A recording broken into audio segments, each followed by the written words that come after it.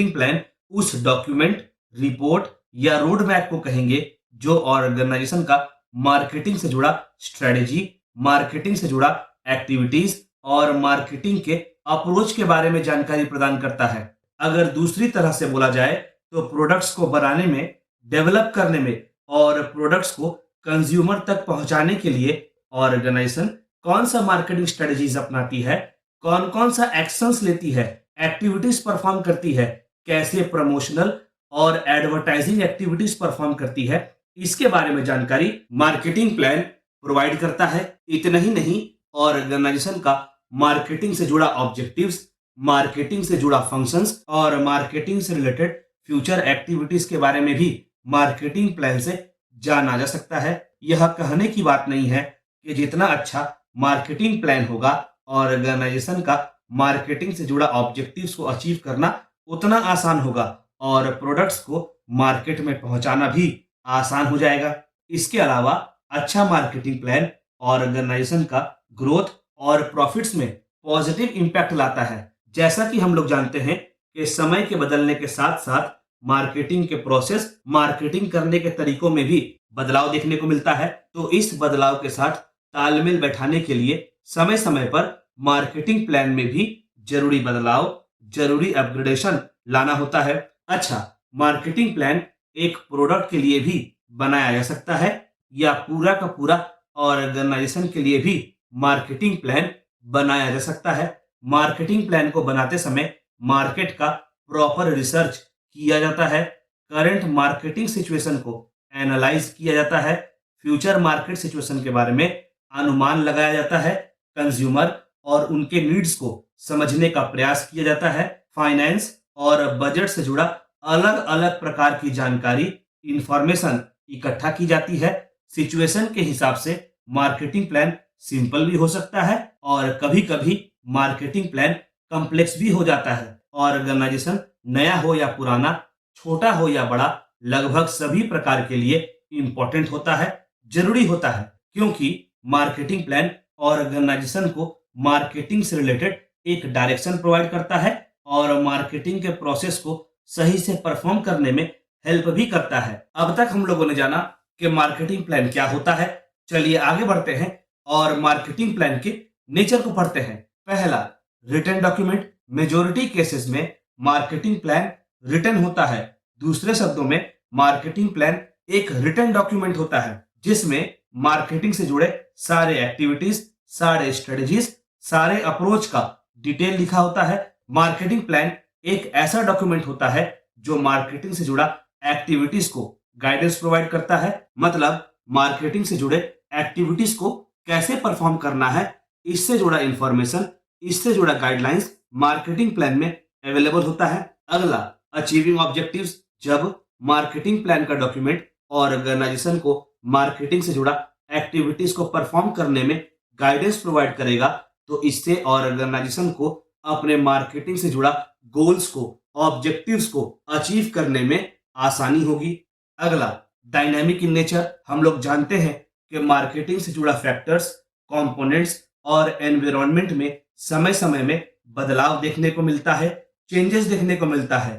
तो बदलाव के हिसाब से ही मार्केटिंग प्लान में भी बदलाव लाना होता है ताकि मार्केटिंग प्लान बदलते समय के साथ अपडेटेड रहे और चेंजेस को अच्छे से इनकॉर्पोरेट कर सके ताकि मार्केटिंग से जुड़ा एक्टिविटीज सही से परफॉर्म किया जा सके। मार्केटिंग प्लान को प्रेजेंट मार्केटिंग ट्रेंड के हिसाब से बनाना होता है ताकि मार्केटिंग प्लान प्रेजेंट सिचुएशन में प्रॉपरली यूटिलाइज किया जा सके। पुराने मेथड्स, स्ट्रेटजी, अप्रोच से मॉडर्न समय में मार्केटिंग से जुड़ा एक्टिविटीज को प्रॉपरली परफॉर्म नहीं किया जा सकता। अगला, future oriented process. Marketing plan future को ध्यान में रखकर बनाया जाता है। आने वाले समय में मार्केट में क्या ट्रेंड आने वाला है, मार्केटिंग से जुड़ा क्या नियम बनने वाला है, कैसा रूल्स रेगुलेशंस आने वाला है, उसे ध्यान में रखकर मार्केटिंग प्लान बनाया जाता है। अगला, वास्ट एंड कॉम्प्लेक्स। कभी कभी सारे मार्केटिंग एक्टिविटीज को कंसीडर करते हुए मार्केटिंग प्लान को फ्रेम किया जाता है, मार्केटिंग प्लान को बनाया जाता है, जिसकी वजह से मार्केटिंग प्लान का स्कोप बहुत वास्ट हो जाता है और सारे एक्टिविटीज एक साथ होने की वजह से मार्केटिंग प्लान थोड़ा कॉम्प्लेक्स भी हो जाता है। अगला, रिसोर्स यूटिलाइजेशन। मार्केटिंग प्लान में क्लियरली मेंशन होता है कि कैसे मार्केटिंग से जुड़ा एक्टिविटीज को परफॉर्म करना है, जिसकी वजह से रिसोर्सेस को एक्टिविटीज के लिए एलोकेट करना आसान हो जाता है और रिसोर्सेस का प्रॉपर यूटिलाइजेशन हो पाता है, जिसकी वजह से रिसोर्सेस का वेस्टेज में भी कमी देखने को मिलती है। अगला, यूटिलिटी। फर्क नहीं पड़ता कि ऑर्गेनाइजेशन का टाइप क्या है, ऑर्गेनाइजेशन का साइज क्या है, मार्केटिंग प्लान सभी प्रकार के ऑर्गेनाइजेशन के लिए उपयोगी होता है, यूजफुल होता है। दूसरे शब्दों में, अगर ऑर्गेनाइजेशन को मार्केटिंग से जुड़ा एक्टिविटीज को प्रॉपरली परफॉर्म करना है तो फिर मार्केटिंग प्लान बनाने से काम आसान हो जाता है। अगला, मेंटल प्रोसेस। मार्केटिंग प्लान बनाते समय क्रिएटिविटी का प्रयोग करना पड़ता है, रैशनैलिटी का प्रयोग करना पड़ता है और इंटेलिजेंस का भी प्रयोग करना पड़ता है। तो यह कहना गलत नहीं होगा कि मार्केटिंग से जुड़ा प्लानिंग का प्रोसेस एक मेंटल प्रोसेस होता है। अगला, कंटिन्यूअस प्रोसेस। केवल एक बार प्लानिंग करने से प्लानिंग का पूरा लाभ नहीं मिलता और समय समय पर जब मार्केटिंग से जुड़ा कंपोनेंट और एनवायरनमेंट में अपग्रेडेशन देखने को मिलता है, बदलाव देखने को मिलता है, तो मार्केटिंग से जुड़ा प्लान को भी उसी अनुसार वापस से फ्रेम करना होता है। दूसरे शब्दों में, जब जब बदलाव आएगा तब तब बदलाव के हिसाब से मार्केटिंग से जुड़ा प्लान को एडजस्ट करना होगा। तो यह कहा जा सकता है कि मार्केटिंग से जुड़ा प्लान बनाने का प्रोसेस एक कंटिन्यूअस प्रोसेस होता है। किसी भी ऑर्गेनाइजेशन के लिए मार्केटिंग प्लान बहुत इंपॉर्टेंट होता है। आज के मार्केटिंग के जमाने में जिस भी ऑर्गेनाइजेशन के पास अच्छा मार्केटिंग प्लान है, उसके पास मार्केट में काफी एडवांटेज होता है। दूसरी तरह से कहा जाए तो जिस ऑर्गेनाइजेशन के पास अच्छा मार्केटिंग प्लान होता है, वह मार्केट में कॉम्पिटिटर की तुलना में अच्छा पोजीशन होल्ड करता है। मार्केटिंग प्लान शॉर्ट टर्म भी हो सकता है और लॉन्ग टर्म भी हो सकता है। मार्केटिंग प्लान वह टूल होता है जिसके हेल्प से ऑर्गेनाइजेशन अपना मार्केटिंग से जुड़ा ऑब्जेक्टिव्स या गोल्स को अचीव करने का प्रयास करती है। तो चलिए आगे बढ़ते हैं और मार्केटिंग प्लान के अलग अलग एलिमेंट्स को पढ़ते हैं। पहला एलिमेंट है goals and objectives. Marketing plan का पहला एलिमेंट होता है गोल्स एंड ऑब्जेक्टिव्स।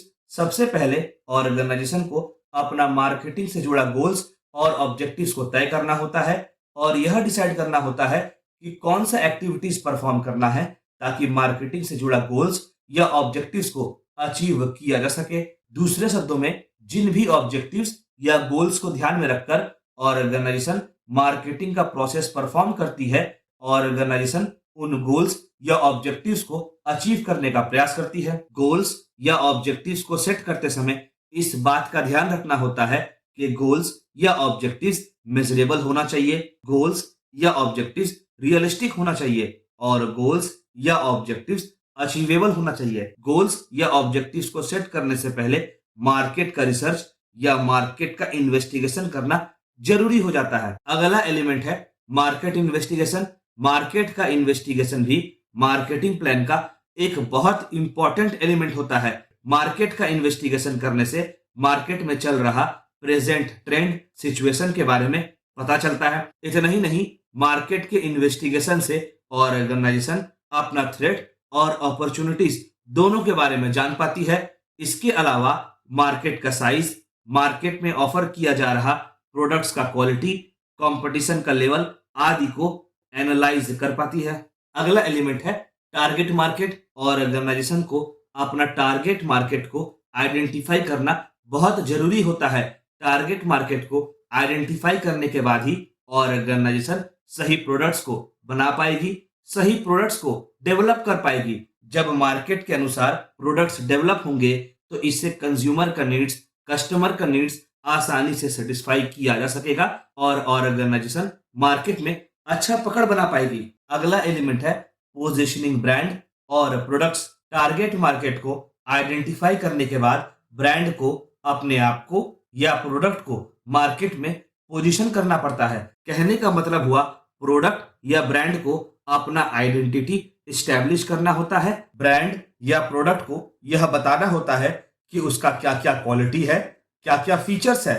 ब्रांड या प्रोडक्ट से कस्टमर को कितना वैल्यू मिल रहा है, ऑर्गेनाइजेशन कॉम्पिटिटर्स की तुलना में कितना बेहतर है आदि। मार्केट में अच्छे से ब्रांड या प्रोडक्ट का पोजीशनिंग करने से कंज्यूमर के माइंड में ब्रांड और प्रोडक्ट को लेकर पॉजिटिव इमेज बनता है और यही पॉजिटिव इमेज सेल्स को बढ़ाने में हेल्प करता है। अगला एलिमेंट है स्ट्रेटजीज। मार्केटिंग प्लान का एक इंपॉर्टेंट एलिमेंट होता है स्ट्रेटजीज या टैक्टिक्स। ऑर्गेनाइजेशन काम को परफॉर्म करने के लिए, ऑब्जेक्टिव्स या गोल्स को अचीव करने के लिए अलग अलग प्रकार का स्ट्रेटजीज या टैक्टिक्स को सेलेक्ट करती है और एडॉप्ट करती है। स्ट्रेटजीज या टैक्टिक्स एडवर्टीजमेंट से जुड़ा हो सकता है, पब्लिसिटी से जुड़ा हो सकता है, कस्टमर रिलेशन से जुड़ा हो सकता है, सेल्स रिलेटेड हो सकता है आदि। हाँ, यह कहना जरूरी हो जाता है कि अलग अलग ऑर्गेनाइजेशन अलग अलग स्ट्रेटजीज या टैक्टिक्स को सेलेक्ट करती है और एडॉप्ट करती है। अगला एलिमेंट है इवैल्यूएशन मेथड। बिना इवैल्यूएशन किए यह जाना नहीं जा सकता कि स्ट्रेटजी या टैक्टिक्स सही है कि नहीं, या यह भी जाना नहीं जा सकता कि स्ट्रेटजी या टैक्टिक्स का प्रॉपर इंप्लीमेंटेशन हुआ है कि नहीं।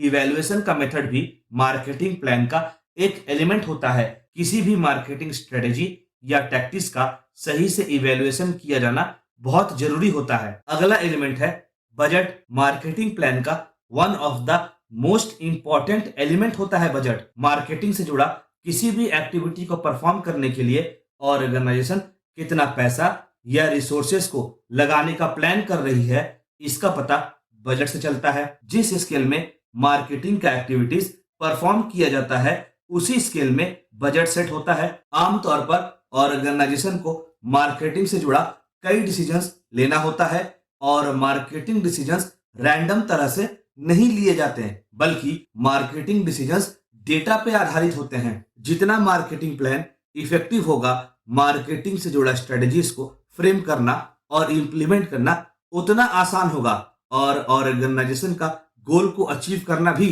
आसान हो जाएगा। ऑर्गेनाइजेशन कंपटीशन में आगे रह सकता है यदि वह मार्केटिंग प्लान को सही से फ्रेम करना और सही से इंप्लीमेंट करना जान जाए। प्रोडक्ट्स का सेल में क्वालिटी के साथ साथ मार्केटिंग प्लान भी एक बहुत इंपॉर्टेंट रोल प्ले करता है। तो चलिए आगे बढ़ते हैं और मार्केटिंग प्लान के इंपॉर्टेंस को एक एक कर पढ़ते हैं। पहला, providing guidance. Marketing plan organization को गाइडेंस प्रोवाइड करता है कि कैसे मार्केटिंग से जुड़ा स्ट्रेटजीज को फ्रेम करना है। अगला, रेगुलरिटी इन एक्टिविटी। जब मार्केटिंग से जुड़ा प्लान होगा तो फिर एक्टिविटीज मार्केटिंग प्लान के हिसाब से परफॉर्म किया जाएगा। दूसरे शब्दों में, मार्केटिंग प्लान होने की वजह से एम्प्लॉइज मार्केटिंग प्लान के हिसाब से एक्टिविटीज परफॉर्म करेंगे, तो इससे एक्टिविटी के परफॉर्मेंस में एक रेगुलरिटी आ जाता है। अगला, reaching customer. Marketing plan organization को बेहतर एडवर्टीजमेंट कैंपेन डिजाइन करने में हेल्प करता है, प्रोडक्ट्स का बेहतर प्रमोशन डिजाइन करने में हेल्प करता है और ऑर्गेनाइजेशन को टारगेट ऑडियंस तक पहुंचने में भी हेल्प करता है। आगे, मार्केटिंग प्लान की सहायता से कंपटीशन को आइडेंटिफाई किया जा सकता है, कंपटीशन का स्ट्रेंथ और वीकनेस को भी जाना जा सकता है।